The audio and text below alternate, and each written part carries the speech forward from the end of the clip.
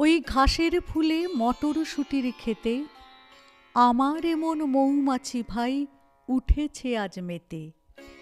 এই রোদ সোহাগী পৌষ প্রাতে অথির প্রজাপতির সাথে বেড়াই কুড়ির পাতে পাতে পুষ্পলমৌ খেতে।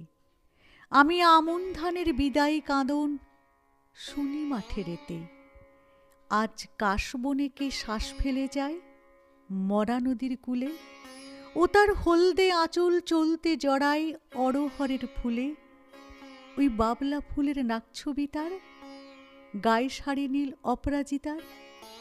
চলেছি সেই অজানিতার উদাস পরশ পেতে। আমায় ডেকেছে সে চোখ ইশারায় পথে যেতে যেতে।